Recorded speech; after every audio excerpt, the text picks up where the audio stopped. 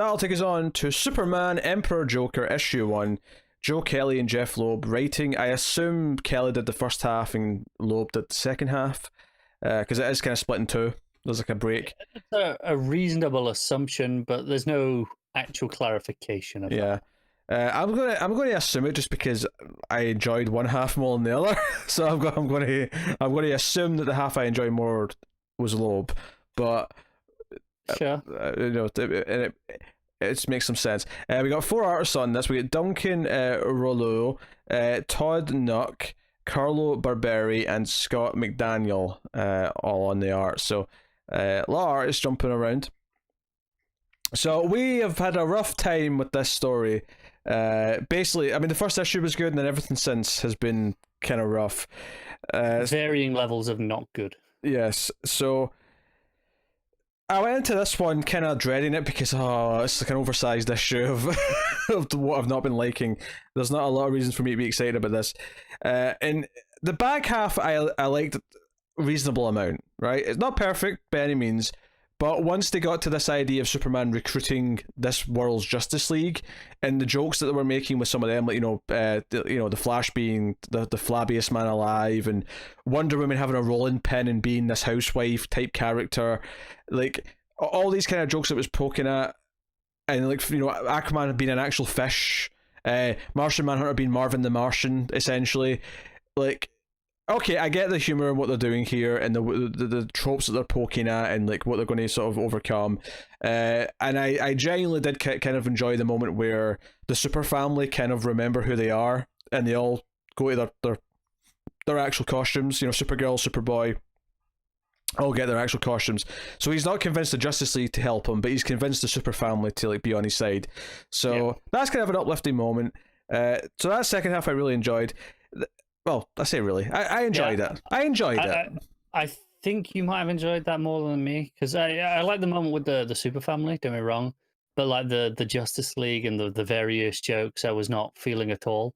Sure. Well, it was a bit too much, don't get me wrong. It was a bit overly wordy, a bit overly clunky, those pages, but I definitely liked it more in the first half of the book. The first half of the book, which was Joker with Lex as his servant, speaking to Bizarro, even just like Superman stealing Mixie in the ship and getting shot down, like all that stuff, I wasn't really into it that much. Supergirl and Superboy run into each other, kind of setting up how they go looking for Superman. Like there was a lot of stuff here. There's a lot of wordy pages, especially with Joker. I thought the 2-page exposition from Mixie, like. So basically what's happened here is that Mixie got bored, because like, he doesn't actually want to destroy the world, because if he destroys the world, there's nothing to play with. He likes playing with things. So he has fun with Superman, but he appreciates that it always ends, and he's always defeated in the, by the time it's done. But he was getting bored. So he thought to spice things up that he would give 1% of his power to the Joker. But the Joker's actually pretty smart and sort of tricked him and ended up taking like 99% of his power. And Mixie feels like an idiot because, of course, Joker with this power is an absolute terrible idea. It's causing absolute chaos. So that is an idea, okay. I mean, it's funny because Joker, I think, for a modern audience, and certainly to me, I think of him as a murdering psychopath. So the idea that you would think this was a good idea at all to give him like any percentage of like his power is like insane, but no, I get it. 1% is like it's harmless. He can have a bit of fun with Batman, but at the end of the day, I'll just reverse it. I just want to see what he does. Mm-hmm. But so yeah, that 2-page spread though, where it's our 2-page layout where he's explaining this, I got to that page and went, oh my god, there's a lot of bubbles. It was rough. There's a lot of bubbles in this page. I don't like it. And then there were still bubbles in the page after that. So.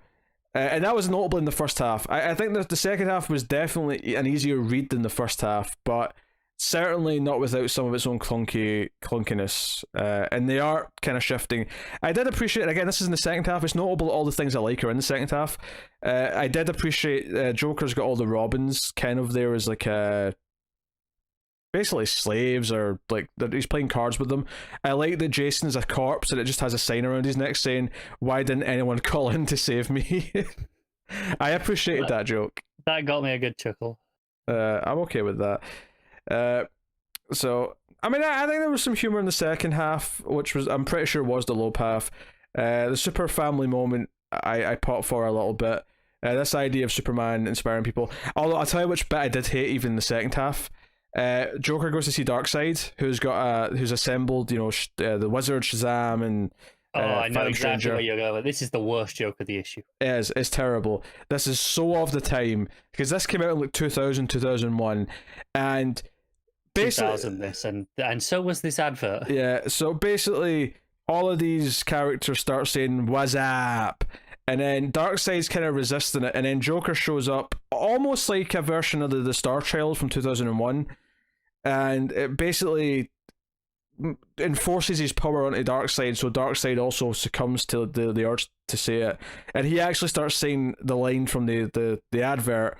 He says, "I am watching your game, drinking a suds," and it's the sort of thing where I could never have told you that, but as soon as he said it, I went, "Oh, that's from that ad as well. That's from the Was Up ad." Okay, so that's two. That did not age well, did it? Yeah, these 2 pages have aged this considerably. Everything else worked kind of. I mean, it wasn't good, but it worked. It worked on its own in a relatively timeless fashion. But that was like, okay, I know exactly when this issue was written. Yeah, I mean, so something about Joker. I feel like Joker's humor is really sadistic and savage, but it's above just quoting the Was Up advert. I would like to think so. I would certainly think so. But luckily, it won me back with the Super Family moment right after that, where they're all in costume. And they're proper costumes, I should say. They're all back to kind of looking what they're supposed to look like. Yeah. And the Justice League kind of say, but they're not willing to like believe in him. But Wonder Woman does call him Kal-El, and Superman's like, well, there's a chance they're going to show up. And of course, we're going to have the big save where they show up in the final fight or whatever. Yeah. So let's set that up. The issue ends with Joker killing Lex. Presumably, this is obviously safe because we're in an alternate world that he's created, and when everything goes back to normal, undo it all, and everything will be exactly how it was. Which does make you feel a little bit kind of pointless. Honestly, I don't think I understand the reputation that this story has, because people really like this story. People talk about it. Do they? Yeah, I know a lot of people who really like this and talk about it in high regard, and I don't get it. Maybe the last 3 issues are really good. I mean, 4. I've got 4 left. Sorry. I mean, maybe, but I mean, I didn't even think this issue was that good. Like, there's a couple of moments here or there that were decent. Overall, I found it kind of a chore to read. No, I found the first half a definite chore. The second half I thought was, if the second half was the quality we had like throughout since issue 1, I'd have been okay with this story for the most part. I'd be like, okay, it's a bit clunky in places, but it's got some fun ideas and some fun stuff. First issue, Superman issue 160 or whatever it was definitely the best one so far. And then I think the second half of this was the second best easily of the book. Looking at it kind of objectively, you're not wrong.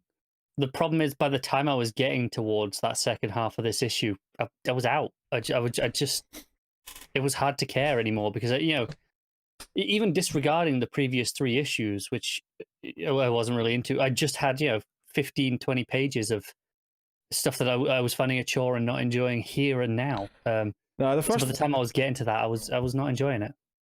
I'm not defending it. The first half sucks. The first half is a chore to read. But the second half is just better. Like, it's not like, I mean, I'm not saying it saves it for me. I'm not saying like there's been enough of this has been bad now that I'm never going to look back in this story arc fondly. I mean, unless this entire second half, the last 4 issues are all amazing, in which case maybe it saves it all. Maybe, maybe it's like, okay. Maybe it's at a point where you can read from just this issue until the end. Yeah. But as of now, like, I mean, I can't imagine I'm going to have a fond opinion of the overall thing. But we'll see how it goes. We'll see if it does pick up in the back half compared to what's come before. But yeah, so like, I appreciated some of the jokes it was going for, but admittedly, that Was Up a couple of pages, like, almost detracts an entire point on its own just for existing. I mean, that wasn't even funny at the time. No, it wasn't. No, I hated that advert. So did everyone with, more than 15 IQ.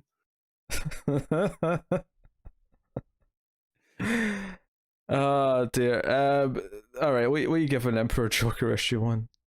I'm giving it a 4. I was not a huge fan. Shifting artists didn't really help. I'm going to give it a 5.5. Basically saying that the first half I would give like a 3, and the second half I'd give like a 7. So I'm going to go with a 5.5 overall.